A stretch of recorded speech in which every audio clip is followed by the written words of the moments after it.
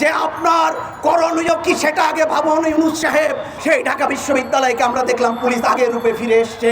দেখুন 24-এর এত বড় গণ অভ্যুত্থান, সেই গণ অভ্যুত্থানের দেশের পরিস্থিতি কি, তার ভয়ের পরিস্থিতি, যারা রাষ্ট্র ক্ষমতায় আছেন, যারা গণ অভ্যুত্থানের মধ্য দিয়ে ক্ষমতায় গিয়েছেন, তারা কি করছেন?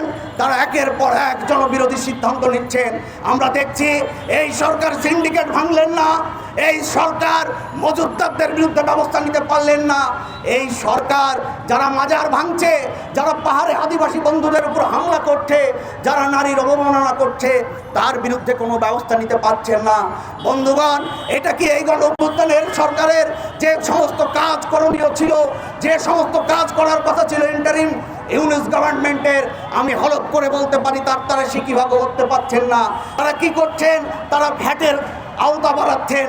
তারা কি করছেন? ওই যে পাঠ্যপুস্তক থেকে গ্রাফিতি মুছা দিচ্ছেন। তারা কি করছেন?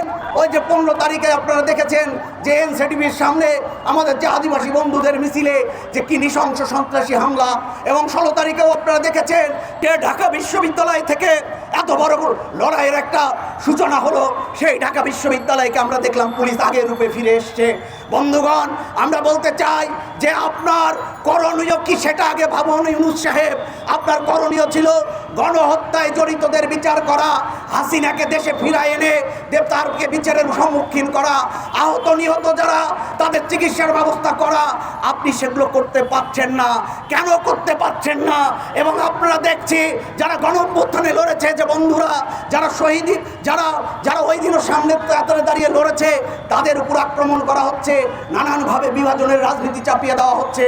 বন্ধুগণ, আমরা আজকে এই রাজু ভাস্কর্যের পাদদেশের সমাবেশ থেকে এই কথা সমাজতান্ত্রিক ছাত্র ফ্রন্ট তার প্রতিষ্ঠা বার্ষিকীতে দীপ্ত কণ্ঠে ঘোষণা করতে চাই যে আমরা লড়তে চাই। আমরা মনে করি লড়াইটাই মনুষ্যত্বের পরিচয়। আমরা বলতে চাই লড়াইটাই হচ্ছে বিবেকবোধের পরিচয়। লড়াই করা ছাড়া মানুষ হয়ে বাঁচার আজকে সমাজে কোনো দ্বিতীয় কোনো রাস্তা নেই।